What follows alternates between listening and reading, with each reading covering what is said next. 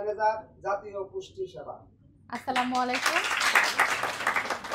আসসালামু আলাইকুম, শুভ সকাল। আমাদের সাথে উপস্থিত আছেন আজকে আমাদের প্রধান জেলা পুষ্টি অফিসার যে আছেন, শিক্ষা অফিসার যে আছেন উনি আছেন, আপনাদের প্রধান শিক্ষক আছেন এবং আরও শিক্ষকবৃন্দ যারা আছেন তাদেরকে সবাইকে আমাদের এখানে সাথে থাকার জন্য শুভেচ্ছা জানাচ্ছি এবং আপনাদেরকেও শুভেচ্ছা জানাচ্ছি যে আপনারা এত কষ্ট করে এতক্ষণ পর্যন্ত স্কুলে আছেন, তারপর আমাদের সাথে আছেন।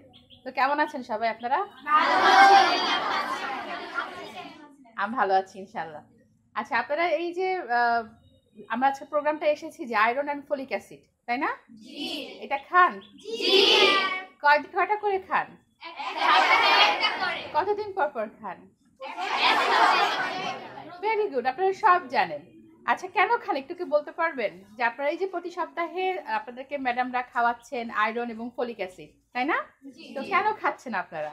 আমাদের রক্তের স্বল্পতা দূর করার জন্য। Very good. আর আমাদের ক্লাসের উপস্থিতি বাড়ে। এই যে আমাদের মেয়েদের ঋতুস্রাব চলাকালীন অনেক মেয়েরা হীনমন্যতায় ভুগে, এই জন্য বাড়ি থেকে আসতে চায় না। তাদের বিভিন্ন সমস্যা, যেমন মাথা ঝিমঝিম করে, ঘুম ঘুম ভাব হয়, এই জন্য তারা স্কুলে আসতে চায় না। যখন আমরা এই আয়রন ফলিক অ্যাসিড ট্যাবলেটটা খাই, তখন আমাদের এই সকল সমস্যার সমাধান হয়ে যায়। এই জন্য প্রত্যেকে খুব স্বাচ্ছন্দ্য মতো স্কুলে আসতে পারে। এই জন্য ক্লাসের উপস্থিতি সবসময় বেশি থাকে। তারপর হচ্ছে আমাদের মেধার বিকাশ অনেক বেশি তুলনামূলকভাবে বৃদ্ধি পায়। খুব ভালো হয়েছে, থ্যাংক ইউ।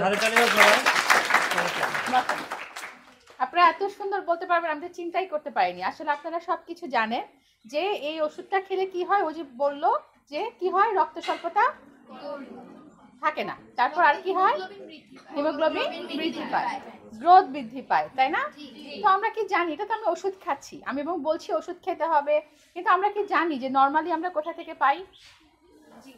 দুই একটা নাম বলেন তো। আয়রন কোথা থেকে পাই আমরা? কোন খাবার থেকে পাই?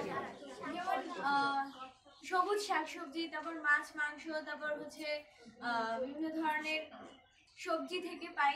আরো একটা শাকের নাম বলি তো। শাক, যেমন হচ্ছে লাল শাক, কচু শাক। হ্যাঁ, একটা ফলের নাম বলি তো। লাল শাকও আছে। লেবু, ভিটামিন সি। এই যে বলে ফেলেছে কে যেন একজন পিছন থেকে, কলা, তাই না? কলায় প্রচুর আয়রন আছে, তাই না? আর ফলিক অ্যাসিডও থাকে। আর কোথায় থাকে বলেন তো? খাবারের মধ্যে মাংস থাকে, লিভারে থাকে, আমরা যে কলিজা খাই সেগুলো থাকে না?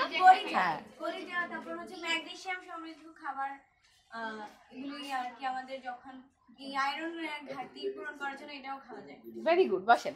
আপনারা খুব ভালো বলেছেন, খুব ভালো বলেছেন। আচ্ছা, এই যারা আসে না, যে সপ্তাহে আমরা একদিন করে খাই, হ্যাঁ, তো যারা আসলো না সেই দিন স্কুলে, তারা কি করেন? পরের দিন স্কুলে আসলে খান। তাহলে আমরা যেটা আসলে বার্তাটা পৌঁছাতে চাই সেটা হচ্ছে যাতে আপনাদের রক্ত স্বল্পতা না হয়, মাসিকের সময় যেন আপনাদের শরীর খারাপ না লাগে, আপনাদের বৃদ্ধি ঠিক থাকে, এই জন্য আমাদেরকে নিয়মিতভাবে আয়রন এবং ফলিক অ্যাসিড খেতে হবে। শুধু আয়রন ফলিক অ্যাসিড না, যেসব খাবারে আছে সেসব খাবারও পরিমাণ মতো খেতে হবে, ঠিক আছে?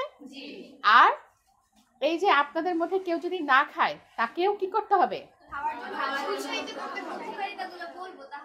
Thank you টিমল।